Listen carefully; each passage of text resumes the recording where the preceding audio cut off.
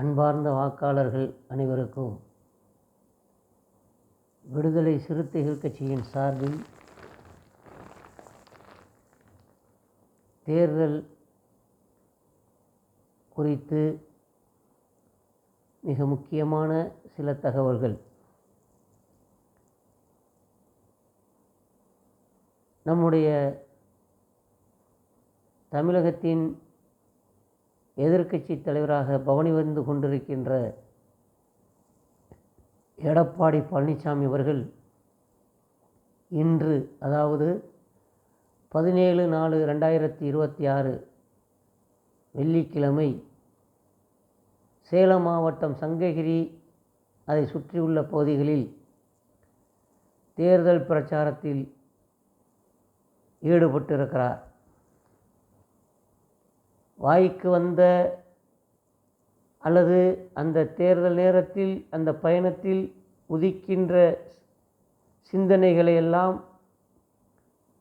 திட்டங்களாக சொல்லி அவைகளை நாங்கள் ரத்து செய்வோம், இதை நாங்கள் நிறைவேற்றி தருவோம் என்று மானாவாரித்தனமாக பல்வேறு அறிவிப்புகளை தந்து கொண்டிருக்கிறார். நீங்கள் தருகின்ற உங்களுடைய வாக்குறுதிகளை மக்கள் ஏற்றுக்கொள்ள நம்ப தயாராக இல்லை என்பது உங்களுக்கும் தெரியும், எங்களுக்கும் புரியும், நாட்டு மக்களும் அறிந்து வைத்திருக்கின்றார்கள். இருந்தபோதிலும் நீங்கள் செய்ய வேண்டிய வேலையை செய்து கொண்டிருக்கிறீர்கள். நான் ஏற்கனவே ஒரு முறை இதேபோல் யூடியூப் சேனலில் கேட்டிருந்தேன். திராவிட முன்னேற்றக் கழகத்தின் ஆட்சியில் 1000 ரூபாய் மகளிர் உதவித்தொகை 2 ஆண்டுகளுக்கு பிறகுதான் கொடுத்தீர்கள் என்று பிரச்சாரம் செய்தீர்கள்.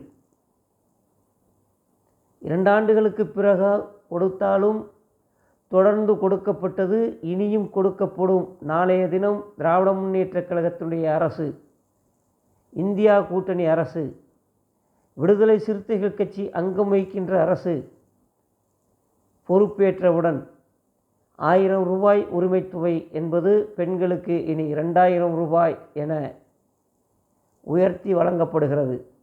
இதை மக்கள், குறிப்பாக தாய்மார்கள் உள்ளம் மகிழ்ந்திருக்கிறார்கள், பூரித்திருக்கிறார்கள். ஆனால் நீங்கள் எவ்வளவு செய்திகளை இன்றைக்கு வெளியிட்டீர்கள்? அப்படி வெளியிட்டீர்கள் அல்லவா, எங்களை கேட்டீர்கள். அதாவது எங்களை என்றால் திராவிட முன்னேற்றக் கழகத்தினுடைய அரசை கேட்பதற்கு விடுதலை சிறுத்தைகள் கட்சியை நீங்கள் எப்படியெல்லாம் கேட்டீர்கள்? சொம்பு தூக்குகிறீர்கள், வெஞ்சாமரம் வீசுகிறீர்கள், பல்லக்கு தூக்குகிறீர்கள். இவைகளையெல்லாம் கேட்பதற்கு உங்களுக்கு தைரியம் இருக்கிறதா என்றெல்லாம் கேட்டீர்கள். பல்வேறு திட்டங்களை தொடர்ந்து நிறைவேற்றி கொண்டு வருகிறார். ஒரு அரசினுடைய திட்டம், ஒரு அரசினுடைய செயல்பாடு என்றால் அதற்கான வழிமுறைகள் நீண்ட தூரமாக இருக்க வேண்டும், தொலைநோக்கு திட்டமாக இருக்க வேண்டும், மக்களுக்கு தொடர்ந்து பயன் தரத்தக்க வகையில் இருக்க வேண்டும் என்பதுதான் ஒரு அரசினுடைய நியதி. நீங்கள் ஆட்சியில் இருந்தவர்கள், இருந்தபோதிலும் திராவிட முன்னேற்றக் கழகத்தின் மீது எந்த குற்றத்தையும் சுமத்த முடியவில்லை, தமிழக அரசின் தற்போதைய அரசின் மீது எந்த பழியையும் சுமத்த முடியவில்லை என்பதற்காக நீங்கள் உரிமைத்தொகை போன்ற சில திட்டங்கள் தாமதமானது, தராமல் இல்லை. தாமதத்திற்கும் தராமல் ஒழிப்பதற்கும் நிறைய வித்தியாசம் இருக்கிறது. தாமதமானது தான், அது 1 ஆண்டாக இருக்கலாம், 6 மாதமாக இருக்கலாம். ஆனால் அதை நீங்கள் மனைமாற்றுவதற்கு எப்படியெல்லாம் பிரச்சாரம் செய்தீர்கள்? குறிப்பாக வேதனையின் உச்சத்தில் இருந்து பேசுகிறேன். காரணம், எங்களிடத்திலே அத்தனை அண்ணா திராவிட முன்னேற்றக் கழகம், பிஜேபியை சார்ந்தவர்கள் எவ்வளவு மூர்க்கத்தனமாக கேள்விகளை கேட்டீர்கள் கடந்த காலங்களில் என்கின்ற மன வேதனையை இப்பொழுது பதிவு செய்கின்றேன். நீங்கள் தருகிறீர்களே திட்டம், அந்த திட்டங்கள் இப்பொழுது நேற்று அறிவித்திருக்கின்ற இந்த திட்டங்கள் சங்ககிரியை சுற்றி இருக்கின்ற பகுதிகளில் என்னென்ன சொல்லியிருக்கிறீர்கள் என்பதை அசை போட்டு பாருங்கள், மக்களும் கணக்கு போட்டு பார்ப்பார்கள். அவைகளை வரிசைப்படுத்தி இருக்கிறீர்களா? 1 வாரத்தில் நிறைவேற்றுவேன், 10 நாட்களில், 1 மாதத்தில், 6 மாதத்தில், ஒரு வருடத்தில் நிறைவேற்றப்படும் என்று அந்த லிஸ்ட்டு உங்களால் தர முடியுமா? தந்திருக்கிறீர்களா? தருவீர்களா என்று விடுதலை சிறுத்தைகள் கட்சியின் சார்பில் இப்பொழுது நாங்கள் கேட்கின்றோம். உங்களுடைய அரசியல் அறிவிப்புகள் என்னென்ன, எப்பப்போ, எப்படி எப்படி நிறைவேற்றப்படும் என்கின்ற புள்ளி விவரத்தை நீங்கள் மக்கள் மத்தியில் தர வேண்டாம். அப்படிவிட்டாக தாக்கல் செய்து அதை ரெஜிஸ்டர் செய்து அந்த ரெஜிஸ்டரை டிஸ்ட்ரிக்ட் கோர்ட்டு அல்லது தலைமை ஹைகோர்ட் என்று சொல்லக்கூடிய சென்னை தலைமை வழக்கு மன்றத்தில் பதிவு செய்து வைப்பீர்களா? என்ன நீங்கள் கேட்டீர்கள்? எப்படி கேட்டீர்கள்? எங்களை எவ்வளவு கேள்வி கேட்டீர்கள்? அதற்காகத்தான் இந்த கேள்வி. இதில் எவ்வளவு பெரிய ஓட்டை இருக்கிறது, ஒடுசல் இருக்கிறது என்பதையும் புரிந்து கொள்ள வேண்டும். மக்களை ஏமாற்றுவதற்கு எப்படியெல்லாம் தந்திரமான செயல்களில் சொல்லி வருகிறீர்கள். 5 லட்சம் மகளிருக்கு இருசக்கர வாகனம் வாங்குவதற்கு இனாம் தருவோம், அதாவது மானியம் தருவோம் என்று குறிப்பிட்டீர்கள்.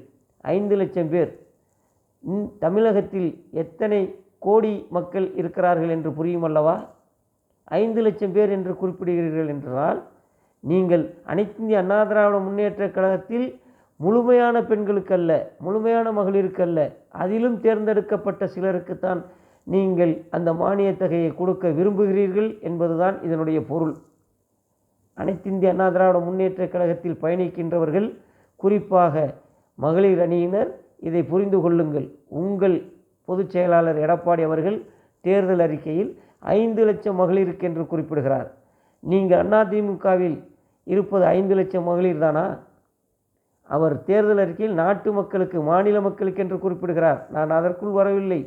உங்களுடைய அண்ணா திராவிட முன்னேற்ற கழகத்தினுடைய மகளிருக்கே இந்த 5 லட்சம் என்பது பத்தாது. 10 லட்சம் வீடுகள் கட்டி கொடுக்கப்படும் என்கின்றீர்கள். யாருக்கு? அந்த வீடுகள் எத்தனை மாதத்தில் கட்டி கொடுப்பீர்கள்? நீங்கள் ஆட்சிக்கு வந்தால் வரப்போவதில்லை என்பது உறுதி. இருந்த போதிலும் கேட்கின்றேன், நீங்கள் ஆட்சி அமைக்கும் சூழ்நிலை எந்த வகையிலும் இல்லை. ஆனால் 10 லட்சம் வீடுகள் கட்டி கொடுப்பேன் என்கின்றீர்களே, அதற்கான முழுமையான தகுதியை தரவரிசையில் தாருங்கள் என்றும் நான் இப்பொழுது கேட்கின்றேன். விடுதலை சிறுத்தைகள் கட்சியின் சார்பாக எவ்வளவு பெரிய ஒரு அழுச்சாட்டியமான வாசகங்களை பதிவிட்டு வருகிறீர்கள் போகின்ற இடங்களிலெல்லாம் என்பதையும் இந்த நேரத்தில் நான் தெரிவித்துக் கொள்கின்றேன். அரசு ஊழியர்கள் கடந்த ஒரு மாதத்திற்கு முன்னதாக 20-25 நாட்களுக்கு முன்னதாக வரை பிஜேபியும் அனைத்து இந்திய அண்ணா திராவிட முன்னேற்ற கழகமும் மாறி மாறி சொன்னார்கள். இன்றைக்கு தமிழக அரசினுடைய ஊழியர்கள், எல்லா துறை ஊழியர்களும் போராட்ட களத்தில் தெருவில் இருக்கிறார்கள், போராடி கொண்டிருக்கிறார்கள். திராவிட முன்னேற்ற கழக அரசு கண்டுகொள்ளவில்லை என்று.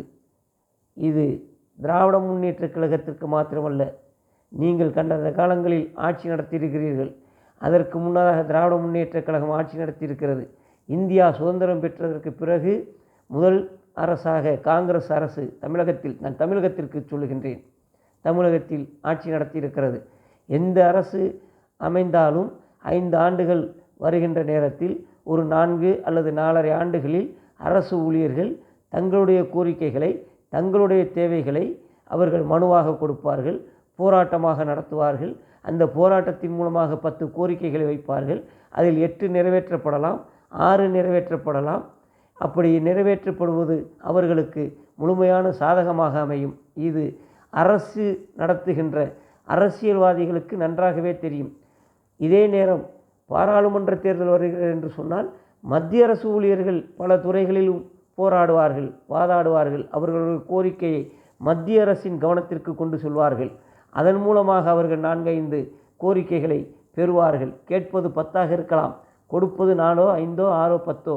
அது அரசினுடைய நிதி நிலைமைக்கு தகுந்தாற்போல் அமையும். உங்கள் ஆட்சி காலத்திலும் எடப்பாடியார் அவர்களே, உங்கள் ஆட்சி காலத்திலும் அதற்கு முன்னதாக உங்கள் அம்மையார் ஜெயலலிதா அம்மையார் ஆட்சி நடத்திய காலத்திலும் பல அரசு ஊழியர்கள் போராட்டம் நடத்தவில்லையா? தற்கொலை செய்து கொள்ளவில்லையா? எவ்வளவு மோசமான போராட்டங்களை எல்லாம் நடத்தினார்கள். அவர்களுக்கு நீங்கள் செவி சாய்த்தீர்களா? மாறாக போராட்டம் நடத்தியவர்களை வீட்டுக்கு அனுப்பினீர்கள், வேலையிலிருந்து தூக்கினீர்கள். இன்றைய திராவிட மாடல் அரசு, விடுதலை சிறுத்தைகள் கட்சி அங்கம் வகிக்கின்ற திராவிட முன்னேற்ற கழக அரசு அப்படி யாரையாவது வீட்டுக்கு அனுப்பியதா? அவர்களுடைய வேலையை பறிபிடித்ததா? அவர்கள் வயிற்றில் அடித்ததா? என்ன பேசுகிறீர்கள், எப்படி பேசினீர்கள் எங்களை? இது எங்களுடைய முழுமையான மன எரிச்சலைத்தான் நான் இப்பொழுது குறிப்பிடுகின்றேன். அந்த அளவுக்கு எங்களை ஒவ்வொருவரையும், ஒரு சாதாரண தொண்டனை, முகாம் செயலாளரை நீங்கள் கேட்டீர்கள். எத்தனையோ டீ கடைகளில், எத்தனையோ பெட்டி கடைகளில், எத்தனையோ சந்திப்பு நிலையங்களில் நீங்கள் கேட்டது சொம்பு தூக்குகிறீர்கள் திமுகவிற்கு என்று. நாங்கள் சொம்பு தூக்கவில்லை.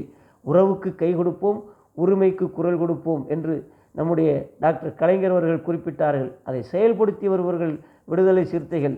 நாங்கள் எந்த காலகட்டத்திலும் யாருக்கும் அடிபணிந்து போவதில்லை, அடிபணிந்து போவதற்கான முயற்சியிலும் ஈடுபடுவதில்லை விடுதலை சிறுத்தைகள். எங்களுடைய எண்ணங்கள் மக்களுடைய வளர்ச்சி, மக்களுடைய திட்டங்கள் சிறப்பாக இருக்க வேண்டும், அவர்களுக்கு சேர வேண்டிய நல்ல பல திட்டங்கள் தொடர்ந்து கிடைக்க வேண்டும் என்பதுதான் எங்களுடைய எண்ணம்.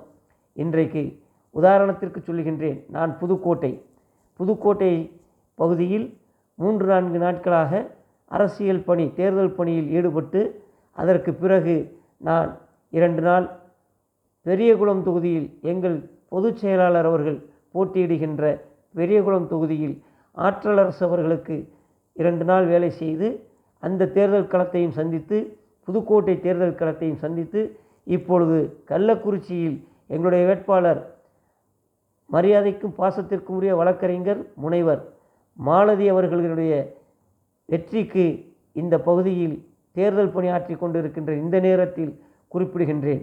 இந்த 3 தொகுதிகளுக்கு மாத்திரமல்ல, இந்த 3 தொகுதிகளை வைத்து பல பகுதிகளிலும் வருகின்ற நண்பர்களிடத்திலே பேசுகின்ற பொழுது, கேட்கின்ற பொழுது, பல பகுதிகளில் நான் மக்களுடைய எதிர்பார்ப்புகள் என்ன, மக்கள் யாருக்கு வாக்களிக்க தயாராக இருக்கிறார்கள் என்பதை அறிந்து கொள்ளுகின்ற வகையில் நான் எடுத்த முயற்சியில் எந்த இடத்திலும் யாரையும் குறிப்பிடவில்லை. திராவிட முன்னேற்றக் கழகம், திராவிட முன்னேற்றக் கழகத்தினுடைய கூட்டணிகள் அங்கம் வகிக்கின்ற கட்சிகளுக்கு ஓட்டு போடுவதற்கு தயாராக இருக்கிறோம் என்று 18 வயது முதல் 60, 70, 80 வயதை தொட்டவர்கள் கூட சொல்லி கொண்டிருக்கிறார்கள். அவர்கள் மனமாற்றம் செய்து விடுவார்களா என்கின்ற ஒரு கேள்வியையும் கேட்கின்ற பொழுது, வாக்களிக்க வேண்டியது நாங்கள், தேவைகள் எங்களுக்கு, எங்கள் தேவைகளை பூர்த்தி செய்து கொள்வதற்கு நாங்கள் எடுக்கின்ற முடிவுதான் எங்கள் முடிவாக இருக்குமே தவிர எவரும் எங்களுக்கு சொல்லித்தர வேண்டிய அவசியமில்லை. அவர்கள் சொல்லுகிறார்கள் என்பதற்காக நாங்கள் கேட்க வேண்டிய காரணத்திலும் நாங்கள் இல்லை என்று கள்ளக்குறிச்சியிலும் சொல்லுகிறார்கள், பெரியகுளத்திலும் சொன்னார்கள், புதுக்கோட்டையிலும் சொல்லி கொண்டிருக்கிறார்கள். இது இந்த பகுதிகளில் நான் பிரச்சாரம் செய்ததால் எடுத்த செய்திகள். இதேதான் தமிழ்நாடு முழுவதும் வருகின்ற பல்வேறு பேர், நான் ரயிலில் வரும்பொழுதும் கேட்டேன், பேருந்துகளில் வரும்பொழுதும் கேட்டேன், கடைத்தெருவுகளிலும் கேட்டேன். என்னுடைய ஆர்வத்தின் காரணமாக இன்றைக்கு ஒருத்தர் புதிதாக முளைத்திருக்கிறாரே, அவரால் ஏதும் பங்கம் ஏற்படுமா என்ற எண்ணத்திலும் கேட்டேன். அவர் சீனிலேயே இல்லை என்பதாகத்தான் சிரிக்கின்றார்கள். காரணம், அவர் ஆடுகின்ற ஆட்டங்கள், அவருக்கு காணுகின்ற கூட்டங்கள், அவர் காணுகின்ற காட்சிகள் அனைத்தும் பிள்ளைகளுடைய வற்புறுத்துதலின் காரணமாக, குழந்தைகளின் வற்புறுத்துதலின் காரணமாக வந்து சேருகின்ற கூட்டம் என்பதைத்தான் நான் உணர்ந்திருக்கிறேன். ஆக விடுதலை சிறுத்தைகள் கட்சி அங்கம் வகிக்கின்ற கூட்டணிக்கு உதயசூரியன் சின்னங்கள் போட்டியிடுகின்ற தொகுதிகளில் உதயசூரியன் சின்னத்திற்கும், கை சின்னங்கள் போட்டியிடுகின்ற 28 தொகுதிகளில் கை சின்னத்திற்கும், விடுதலை சிறுத்தைகள் கட்சி போட்டியிடுகின்ற 8 தொகுதிகளில் பானை சின்னத்திற்கும், பொது உடைமை கட்சி அதாவது இந்திய கம்யூனிஸ்ட் கட்சி போட்டியிடுகின்ற தொகுதிகளில் 4 கதிரர்வாள் சின்னத்திற்கும், இந்திய யூனியன் முஸ்லீம் லீக் போட்டியிடுகின்ற 2 தொகுதிகளில் ஏணி சின்னத்திற்கும், தேமுதிக போட்டியிடுகின்ற 10 தொகுதிகளில் கொட்டுமுரசு சின்னத்திற்கும், மார்க்சிஸ்ட் கம்யூனிஸ்ட் கட்சி போட்டியிடுகின்ற 4 தொகுதிகளில் அறிவால் சுத்தியல் நட்சத்திரம் சின்னத்திற்கும் இனம் கண்டு வாக்களிக்க இன்றே தயாராகிவிட்டார்கள் மக்கள். தமிழ்நாடு முழுவதும் இதே நிலை என்பதை, ஒரு பானை சோற்றுக்கு ஒரு சோர் என்பது பழமொழி. நான் 3 சோற்றுகளை பதம் பார்த்தேன்.